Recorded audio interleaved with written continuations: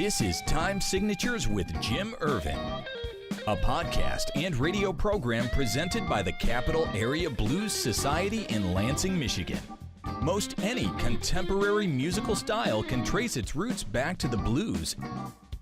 Explore the blues and its connections with captivating interviews, lively discussions, and news from the world of the blues. You know I'm crying, baby, driving up and down these Michigan roads, yeah. And now, here he is, your host, Jim Ervin. Baby, I'm home. You know, I remember recording the first couple of episodes of Time Signatures with James L. Williams and with Freddie. Oh, yeah. And James was over here doing the bass licks, just like you were doing the guitar licks. Well, you know, 15 years on the road doing Michigan roads, and I've seen all the Michigan roads. It's kind of like, you know, when you hear that, it's like, oh, yeah, it just automatically comes back. Well, and you know, it's kind of ironic because when Dedalian told me to find a song, and I've told this story before, this was the very first song that I played, and I went, wow, 26 seconds, that's a great intro.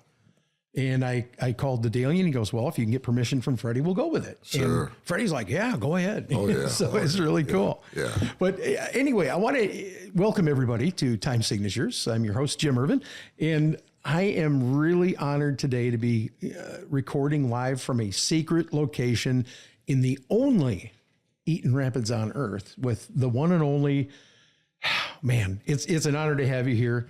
15 years with the Root Doctor, Mixed Flavors, Jack Pine Savages, and Lisa's knocking things over. She's having, like I said, we're recording live. Bill Malone, it is so good to have you. Well, thank you for having me. This is an honor, it's a privilege, and I've been looking forward to this for a long time. I have too, because Lisa gave me some heads up on a couple of things that I need to ask you about. And Sure. so we're just going to dive right in here. You know, obviously you've got a ton of experience in the music industry and in the greater Lansing area with blues and in general, or specifically, I should say, that seems to be like that was your main flavor, correct? Yeah, it was.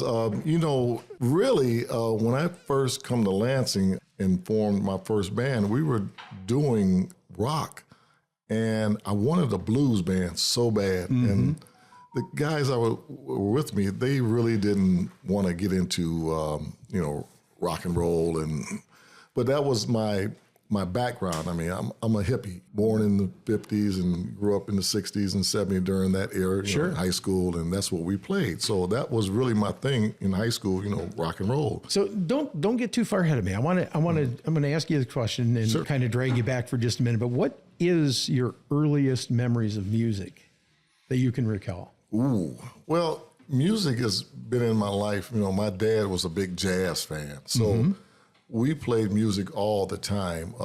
Coltrane, Miles Davis, Jimmy Smith. That was one of his favorites. As far as I can remember, listening to music from an early age. My mother was very into, you know, gospel, and Mahalia Jackson was one of my grandmother, you know, that was her favorite. So I remember those days and her singing and playing all the, you know, early Mahalia Jackson songs. Even, you know, when she passed, that was one of her requests was, you know, the Upper Room. And music has always been a part, you know, and being from Motown. You know, we're going to talk more about that too. Yeah, so I remember music as far as I can remember. That's cool. Any favorite songs when you were growing up?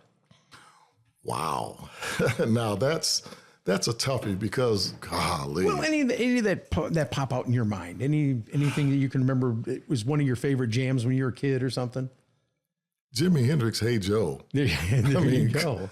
I just remember that from, golly, when I first started playing. But then, you know, the Motown, being from Detroit, we, you know, had a doo-wop band. You know, we did a lot of that during the days. And I was a big Dramatic fan, and I loved, you know, those guys because they were local. And some of their early records, I Can't Get Over You, you know, is one of my favorites, you know, Temptations. I mean, it's when you say favorites, it's kind of hard because I see like 5-6 songs right off the top of my head, you know, that I can reflect on. But yeah, that probably Hey Joe is one of the ones that really stuck with me and still does.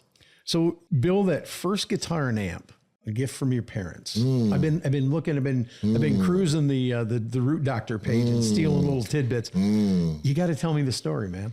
Well, 1969, and I'm not dating myself, so you guys don't even think about it. I was 4 years old. But my mom and dad went to New York for a vacation, and my dad brought back a guitar and a little small amp. So it was a Fender Telecaster, and it had this little small amp, had a 4-inch speaker, cardboard, type amp. Right. And man, I thought this was the greatest thing since sliced bread.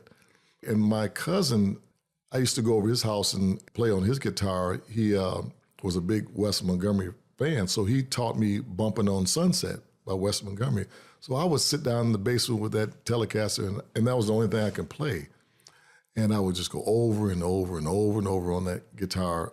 I just loved it. It was a blonde with a maple neck, and oh man, You still got it?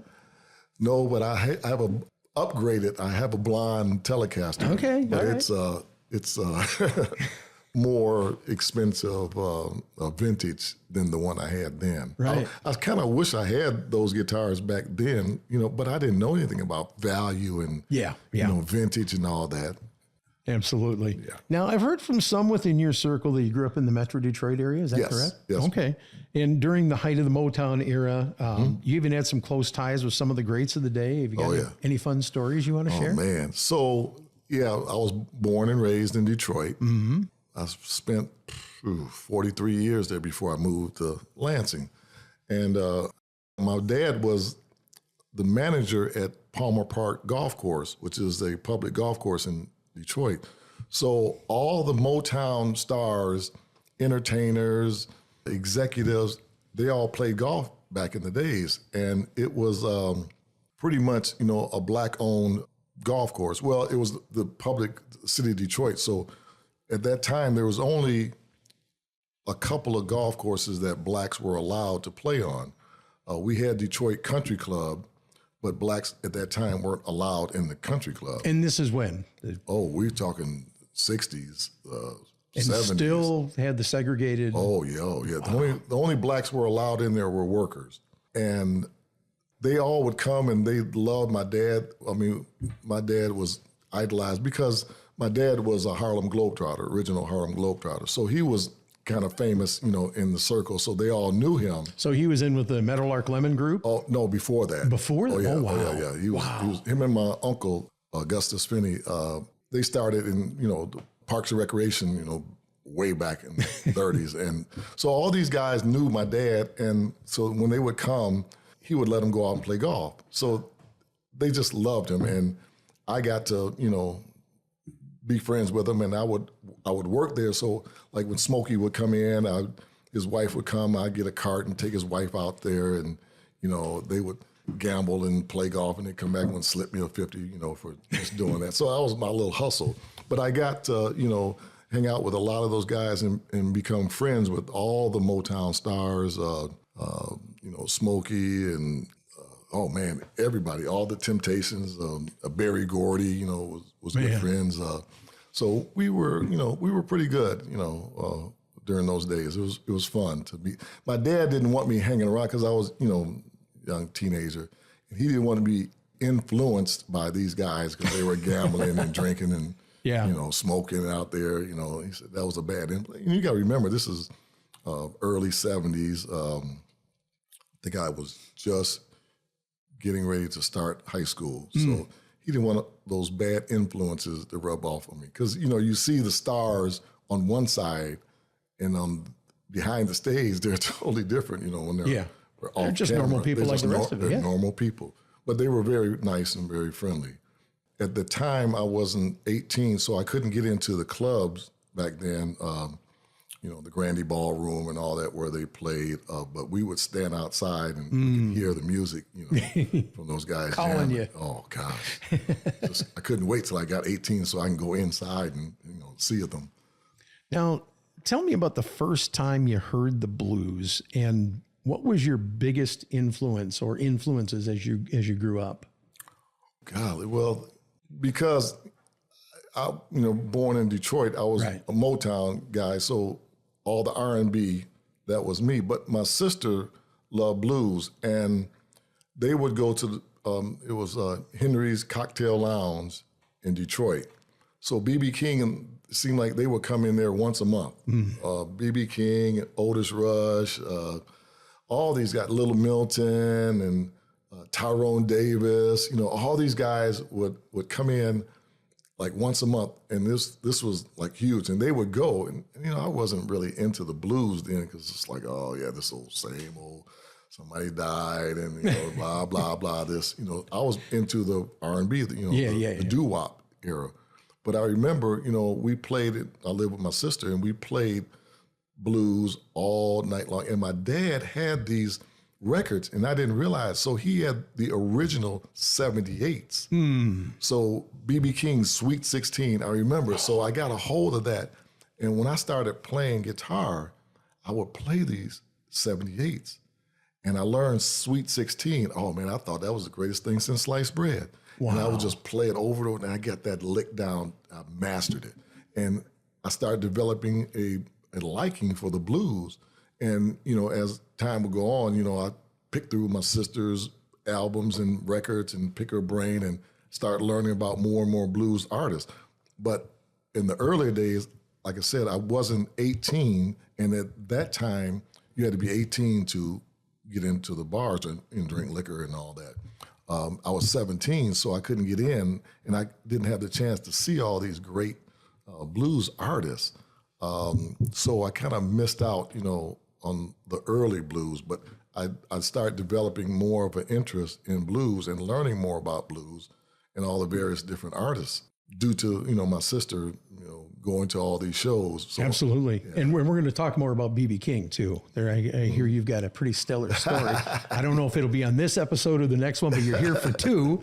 But I have to ask you, because you did, as I read, you were completely self-taught. Yes.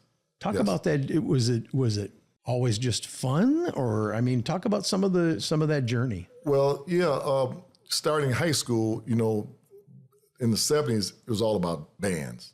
You had to be if you're going to be cool, you're going to be in a band. If you were in a band, you're going to be cool. You're going to get chicks and all that good stuff. Yeah. So we would sit outside, and I had a friend that played guitar. And, he would teach me. And actually, really the first person that taught me how to play real guitar was a gentleman by the name of Dennis Whedon. And he was Glenn Brown's guitar player. And this was early 70, 71. And funny story, so when we start recording, up here, and I met Glenn, and he brought out these old pictures, and I said, wait a minute. That's Weed. He said, yeah, that was my guitar player. And he showed me these pictures. I said, this is the guy that taught me how to play. He was a master at Hendrix, so he taught me all the Hendrix licks and the chords and all that. And he worked for my dad, for Parks and Recreation at the golf course. And then in the wintertime, they worked at the skating rink. So those were like some of the early times that I was self-taught. He showed me some things. And then later, I took formal lessons. My mom would take me to Wonderland Music, and my teacher was Earl Klugh. Oh, wow. So I was 15 and Earl was 17, and I took formal lessons from him, so I learned how to kind of read, music and formally, but everything else was pretty much self-taught. It was an experience, and I actually was at a function, some 30 years later, and Earl was there, and we sat at the table together and, reminisced, and he remembered, I'm like, do you remember? He said, yeah, I was a kid. I said, yeah, and I was 3 years younger than you. I said, boy, if I had just stuck with it, look, maybe I could have been somebody. I think you've done pretty good, man. Yeah, I can't complain. No. So you've shared the stage with the likes of Larry McRae, yes. Coco Montoya, Yes. Tab Benoit. Yes. Go back in your mind, are there any that you wished you could have opened for or shared the stage with? Sure, you always want to share the stage with some of the A-listers. I was pretty fortunate and blessed to play with those guys. Probably, if, like Clapton or somebody like that would have been an honor or a privilege. But, I guess I never was at that opportune time or, to be able to do that. We just were blessed that these guys, like Larry and those guys were local around and would come down and play down here. So we had a chance to, play with those guys. Well, and it's kind of cool because I know when Larry came to town to do the fundraiser for the Ukrainian children earlier in the year, you were there, and I was so upset because I had to go home and go to bed to get to work in the morning. Oh. And you were up on stage, and the only reason I know that is because somebody got pictures of you up there with Larry, and I know they had to be a blast, it was a blast. because Larry's just a good guy. Look, I've known Larry 30 years. And it's always a pleasure, to play with him. I've learned a lot from him. Like I said, he's just a nice guy and one of the best musicians out there. So it's always fun, and it's very easy and calming to play with him. There's no stress, and he lets you do your thing, and you sit back there and watch him, and it's just very enjoyable. So I really enjoyed that. He's one of those artists that doesn't have an ego. He's so good. Yeah. But he's so humble. Yes. That's why a lot of people appreciate him, and I do, also. When they would, the old, out there on Round Lake Road, the old jambalayas. Oh, yeah. Okay. And they would play out there, and, I'd come in, and he'd always want me to get up and play. And I'm like, nah, I just want to come out. Oh, come on, man. Anytime I'm out here, you're on stage, I'm on stage, you make sure you come on up here and play with me. I said, okay, I appreciate this. I just enjoy sitting out here listening to you and learning. As a musician, you're never too old to learn. And I hear this from a lot of even the big boys, the A-listers. When they go out and see their fellow comrades, they always pick up something new. And I used to read that, like Hendrix would go out to these shows and he'd sit in the front row and he have a little pad and he'd write down stuff. Oh yeah, that guy, you watch Buddy Guy, and he would, like take a lot of his little tricks and tips from him. And that's what we do. We always try to better ourselves. We look at our fellow musicians and try to pick up tips and, tricks to help our craft. Time-wise, you mentioned Buddy Guy, and we just went to see Buddy. I got to tell you, it was a bucket list thing for me. But what an honor and a privilege to go. And we were 20 feet off the stage, my friend. We were sitting from here to your refrigerator away watching this man play. And he was good. You can tell he's slowing down. He's 86 now. 80, yes. He's entitled. Sure. But he still put on one hell of a show. You figure somebody has been doing this over 60 years, 70 years, you're bound to slow down. Yeah. And all the great, blues artists that he played with and the shows on the road. I remember he was saying like they used to do like 300 shows a year. That's crazy. I can't even imagine. No, I can't either. I can't even imagine. You're pretty much playing every night, Just about, yeah. Throughout the year. And you're traveling. And then they traveled on a bus. So you're going across country, and even when you fly overseas, that takes a toll on you after so many years. Oh, I can imagine. Yeah. And he went out in the crowd, and I walked over to the walkway when he was coming back, and he was like from media away, and he sat there and just started jamming in front of me for like 10 seconds. I'm like, oh, dude, this is so cool, Yeah. And I'm snapping pictures with my cell phone because that's all they let us have. Right, I know. Which killed me as a photographer because I would have been happy as all get out to take pictures of that concert and send them to him and his people and say, here, share them, do what you want. Yeah, I get it. But it was such a cool thing, and it truly was a bucket list opportunity for me. Oh yeah. So if you ever get a chance before Buddy retires completely, go see him. Well worth it. Definitely. And if you don't, I have a feeling he's going to be one of those guys that retires kind of like Freddie, and then you see him pop up here and there. The cool thing about it, we go to Chicago a lot. Yeah. Me and Lisa, and we go every time we go to his club. So I played at Legends before, and we happened to be the last time we went, I think last year. We were just sitting there, and all of a sudden, MC walked up and stop the band leader and say, hey, whispered in his ear. And all of a sudden the band kicks up and Buddy walks up on the stage and we're sitting right there at the corner of the stage. And I'm like, oh man, Buddy Guy, he's there live. So we see him live in his club, which is great. Yeah. That was an honor right there to see him, like recently, before he retires, Yeah. And he still, like you said, he slowed down. He talks more. Yes. Yeah. But he still played golf. But he still plays. Yeah. He'll throw those licks out there. And the cool thing that he did, and this goes back to your days of living in Detroit, he talked about when blues first came out, it didn't break out in the U.S. It broke out in Europe. Europe, yeah. Because the U.S. was so hung up on color, they didn't want to hear it. No. And that's where Hendrix caught his break, and that's where some of the other big names caught their break, was over in Europe. And I thought, man, what a sad testimony on our society of that day. Yeah, it's kind of, it's a lot better, but the Europeans, they had a different perspective on music. They didn't look at color, and not saying that, racism is all over the world, but they had a different perspective on music. And if you're good, they didn't care. Yeah. You're black, blue, yellow, green, they were there for the music and they supported it. So much so that he told the story that Mick Jagger was invited to play in the United States. Mm-hmm. He said, as long as I can bring Hendrix with me, sure. Yeah. If not, no, I won't. Yeah. I won't come. Yeah. And that was the only reason why he really came back, because they just wouldn't support him in the early days. And it hurt. And I understand that you're from here, you're in your own home, New York, like I said, where he's from. And they just did not support him. And like, man, you're doing everything, you're pulling out everything but the kitchen sink, and the people just wouldn't support you. So you have to leave the country to go where they supported you. And the blues artists did the same thing. They would bring them over, they pay them. Even today, they still bring these guys over to Europe and they do these massive shows.